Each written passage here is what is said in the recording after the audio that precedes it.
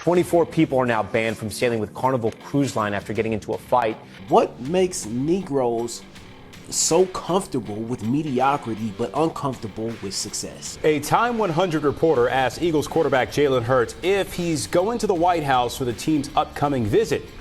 Here's his response. I wanted to race him, but I decided not to do it. Nah, because how we gonna hurt him? How we gonna hurt him? He got hair everywhere. How you gonna hurt? How we gonna punch him? 100 verse 1. We getting washed, son. I ain't gonna lie to you, bro. I'm highly disappointed in niggas for just discussing this and engaging in this conversation, but not discussing anything of value. The American Negro has become the laughingstock of every single society in the entire world. If you go to the Latinos, to the Asians, to the whites, to the Jews, to the Persians, to the Peruvians, to the Guatemalans, it does not matter. Everyone acknowledges this fact.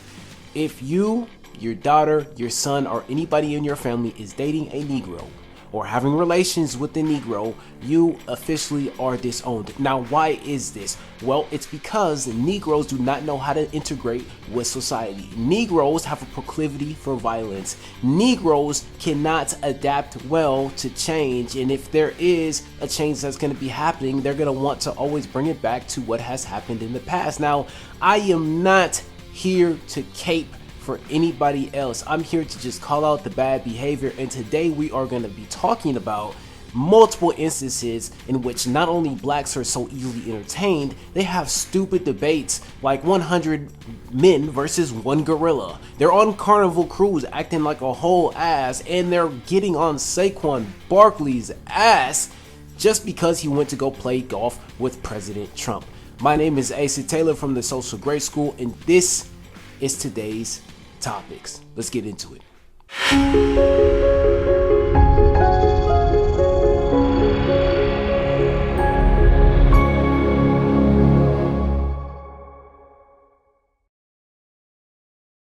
Before we get started, guys, don't forget to hit the subscribe button and like the video if you got value from this channel. Like I talked about before, we are going over a couple of different things, but mainly the overall theme is what has happened to the American Negro. See, back in the day, let's go over it with a little history lesson. Back in the day, the Negro was always dressed well. Back in the day, the Negro had great manners. Back in the day, the Negro wanted to make himself something in society so that way he could have a better life for not only his family but himself in the future. He understood what hard work is. Today we don't have that. Today we have Negroes failing in schools overwhelmingly. Today we have Negroes rummaging and rampaging on cruise lines like you're about to see. It's absolutely asinine. It's mind-boggling. There's no words to display and to discuss the amount of disgust that I have and the disdain that I have for these types of people, because I am nothing like this, okay? And as you're looking at this video on your screen in just a second, I want you to keep in mind, every one of you who's watching this video knows a Negro that is just like this. If you have dreads, if you have braids, if you have a big booty, if you talk a certain way, yeah, we finna do this. Yeah, we finna do that. Come on, roll on up. No one wants to step outside and run into any of you Negroes. And I'll give you a prime example. Roll the clip. 24 people are now banned from sailing with Carnival Cruise Line after getting into a fight. The video from Saturday appears to show a group of people, you see them here, shoving each other while disembarking a ship inside of a terminal in Galveston. You can see people being pushed to the ground. In a statement to NBC News, Carnival says this happened in an area under the authority of U.S. Customs and Border Patrol and has been turned over to law enforcement. Now, this is the Carnival Cruise Line. They couldn't even wait till they docked before they started acting the ass. I mean, look at all these people. All those people were just fighting, walking around. You got kids running around, not even freaking out because they probably see it every single day. You got people yelling at women. You got dudes fighting, beating up each other. I know you guys see an uppercut to the jaw that dude in the white actually gave somebody, and I'm thinking to myself like, wow, this is supposed to be a family friendly event. This is supposed to be somewhere where you can just come, you can relax, and you can just have a good time. But Carnival Cruise, similar to Spirit Airlines, has a reputation of being affordable and cheap. And anytime something is affordable and cheap, it's probably not good. So I take it upon myself to stay away from things like this. I take it upon myself to distance myself from things like this, especially flying Spirit Airlines. simply because I know the type of characters that they're going to attract. Now, Saquon Barkley, winner of the Super Bowl with the Philadelphia Eagles, went to go play golf with President Trump. But before that, Jalen Hurts got asked a question by the media if he's actually going to go and participate in the White House visit. Take a look at his response. A Time 100 reporter asked Eagles quarterback Jalen Hurts if he's going to the White House for the team's upcoming visit. Here's his response. Are you planning on visiting the White House next week?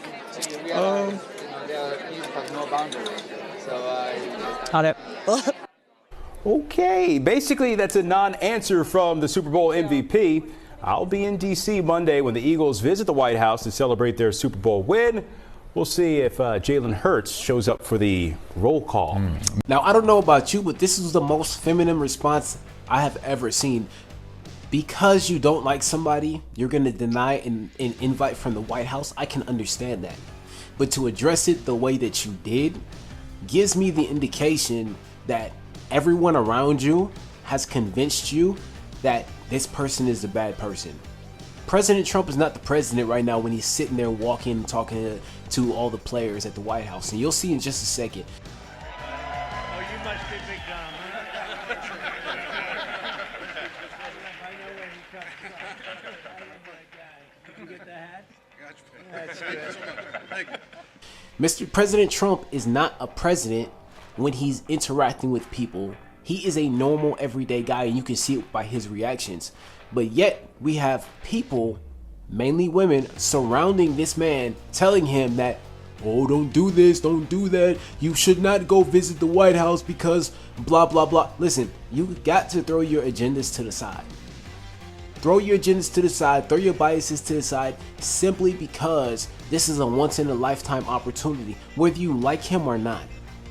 This opportunity is not going to come again. It may not come again. Similar to the Super Bowl, a Super Bowl win is not guaranteed. A trip to the playoffs is not guaranteed, but you did it, you pulled it off. Shout out to you.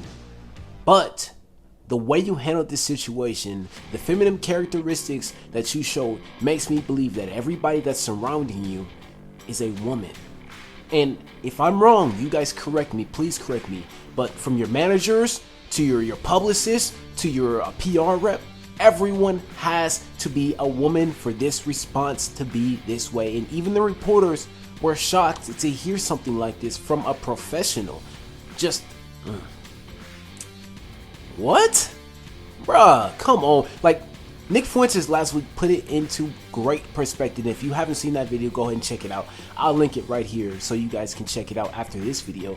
But I just cannot believe what I'm hearing. Similar, and this is a good segue to the next point, similar to Saquon Barkley. But Saquon Barkley handled it in a very different way. Check out this footage right here. It's going to be real quick, and I'm actually going to talk over it until we get to Trump's response. But Saquon Barkley is walking with President Trump, talking to him like a normal human being. They actually exited Air Force One. He went to Mar-a-Lago. He played golf. They had a great time. What a nice guy he is. Listen to what Trump says. I wanted to race him, but I decided not to do it. Come on. Like, guys, come on. This guy is a likable character. He's not even looking at himself as the president, even though he is the president. But this is a tradition that has been passed down from generations to generation to generation, and it's not going to change now. You know, so I think he handled it well, but you guys let me know. And I just got to ask the question, what makes Negroes so comfortable with mediocrity but uncomfortable with success? I just want to know that, because when an opportunity comes up, just because you personally don't agree with the politics behind what that other person stands for, you're not going to go out and take the opportunity? I mean, think about who you could have met at Mar-a-Lago. Mar-a-Lago isn't just Trump's residence. It's a huge networking event that you guys have to participate in, so I've heard. If you're up there, you have that social status, you have that money, you've handled your business to get up to that point, why not engage in that with that man? Why not engage and network with people that you may need in the future? You just showed your ass. Not Saquon, but the quarterback, Jalen Hurts. You showed your ass. You didn't want to do it. Okay, cool, that's fine. But then you put on a report. You put on a show to the reporters like this by, come on, bro. Like, again, comfortable with mediocrity, and I just don't get it. Why is it that Negroes are so entertained by the most mind-numbing shit, like 100 men versus one gorilla, who would win? I mean, I gotta show you guys some of these videos. Like, listen, I'm gonna put them right here, but I'm highly disappointed in niggas. I'm highly disappointed in niggas for just discussing this and engaging in this conversation, but not discussing anything of value. Check it out. Roll the clip. Nah, because how we gonna hurt him? How we gonna hurt him? He got hair everywhere. How he gonna hurt? How we gonna punch him? It ain't gonna hurt. We gonna scratch him? We can't. We gonna kick him. How we gonna jump him? We can't get behind him. He quick. He fast. Watch how fast he get over there and back over here. He quick. 100 verse 1. We getting washed, son. I ain't gonna lie to you, bro.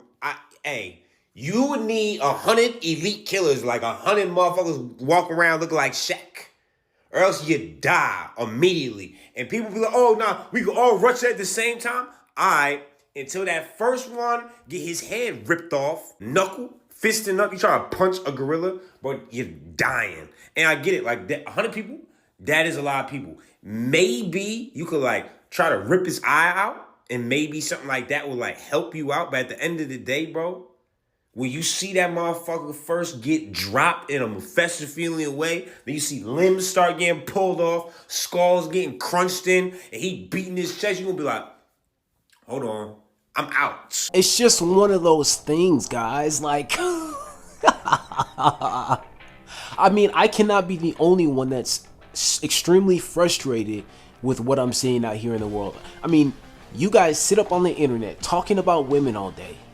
talking about 100 men versus one gorilla, talking about if you can beat up a dog, talking about breeding some things, talking about games, talking about sports. But when it comes to talking about anything of value, you guys go MIA.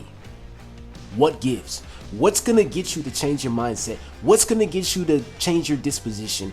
What is it going to have to be? And this is my suggestion. This is what I'm a huge proponent of. I am a huge proponent of bringing back modern day slavery. Now, yes, I said it. I said it. And here's the only reason why.